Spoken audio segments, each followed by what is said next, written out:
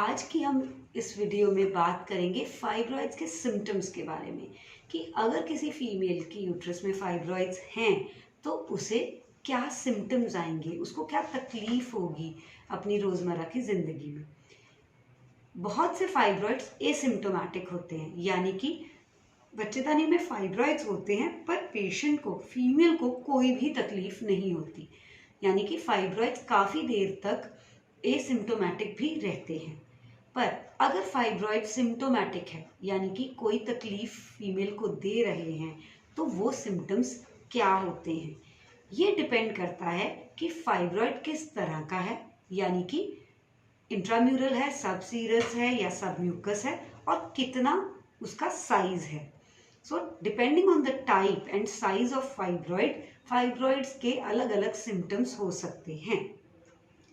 अगर फाइब्रॉइड सब म्यूकस है, यानी कि ऐसा फाइब्रॉइड जो एंडोमेट्रियल कैविटी के अंदर ग्रो कर रहा है और अंदर की तरफ अपना मुंह बना रहा है, तो फीमेल को हैवी ब्लीडिंग होगी पीरियड्स में।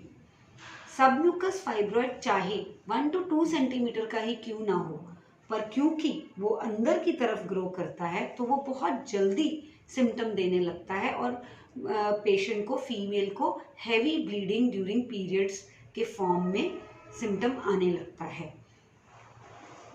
इंट्राम्यूरल फाइब्रॉइड, इंट्राम्यूरल यानी कि जो फाइब्रॉइड मस्कुलर वॉल में सीमित रहता है, ये काफ़ी टाइम तक एसिम्टोमेटिक रहते हैं, यानी कि अगर फाइब्रॉइड 1, 2, 3 सेंटीमीटर या इवन 4 सेंटीमीटर तक भी होते हैं तो पेशेंट को कुछ भी पता नहीं चलता, उसको कोई भी सिम्टम नहीं आता। इंट्राम्यूरल फाइब्रॉइड्स तभी पेशेंट को तकलीफ देते हैं या कोई सिम्टम कॉज करते हैं जब या तो बहुत सारे इंट्राम्यूरल फाइब्रॉइड्स हैं, यानी कि पूरी मस्कुलर वॉल में यहाँ बहुत सारे फाइब्रॉइड्स हों, या फिर इंट्राम्यूरल फाइब्रॉइड्स का साइज थोड़ा बड़ा हो। ऐसे में सिम्टम आएगा क्या? पेशेंट को पीरियड्स में हैवी ब्लीडिंग हो सकती है और पीरियड्स पेनफुल हो सकते हैं। यही 2 सिम्टम्स हो सकते हैं इंट्राम्यूरल फाइब्रॉइड्स के। तीसरा टाइप है सबसीरस फाइब्रॉइड। सबसीरस फाइब्रॉइड, जैसे कि हमने डिस्कस किया था, वो होते हैं जो बाहर की तरफ ग्रो करते हैं।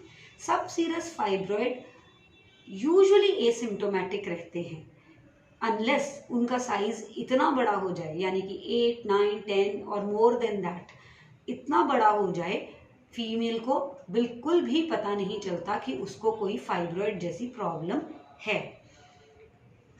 सबसीरस फाइब्रॉइड जब बहुत बड़ा हो जाता है तो फीमेल को एक लोअर एब्डोमेन में, अपने पेट के निचले हिस्से में हैवीनेस महसूस होना, या कई बार जब बहुत बड़ा हो तो वो अपने हाथ से अगर पेट को फील करे तो उसे एक गांठ जैसी चीज़ महसूस भी हो सकती है।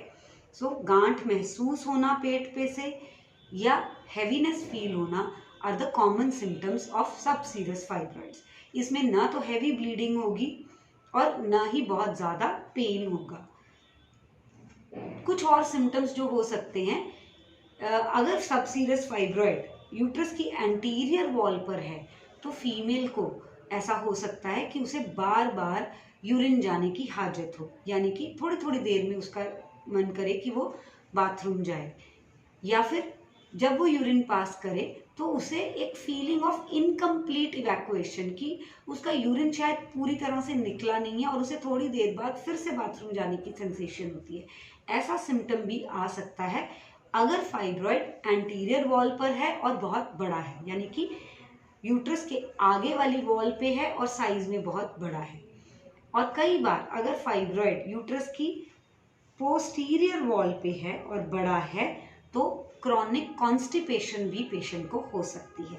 सो सबसीरस फाइब्रॉइड्स के सिम्टम्स हैं पेट पे गांठ महसूस होना, हैवीनेस रहना, या बार बार यूरिन की सेंसेशन रहना, या कॉन्स्टिपेशन रहना, या टॉयलेट करने के बाद भी फीलिंग ऑफ इनकम्प्लीट इवैक्यूएशन रहना। सो ये कॉमन सिम्टम्स हैं जो फाइब्रॉइड्स में फीमेल्स को हो सकते हैं, डिपेंडिंग ऑन कि उनका फाइब्रॉइड सबम्यूकस है, इंट्राम्यूरल है, सबसीरस है और कितना बड़ा है। ज़्यादातर पेशेंट एसिम्टोमेटिक रहते हैं और उन्हें फाइब्रॉइड्स का पता तब चलता है जब वो किसी और कारण से, जनरली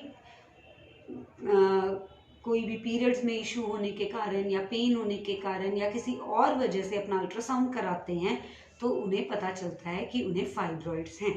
छोटे साइज के फाइब्रॉइड्स यूजुअली कोई सिम्टम कॉज नहीं करते अनलेस एंड अनटिल वो सब म्यूकस हो, यानी कि कैविटी के अंदर हो, तो वो एक छोटा सा फाइब्रॉइड भी हैवी ब्लीडिंग का कॉज हो सकता है।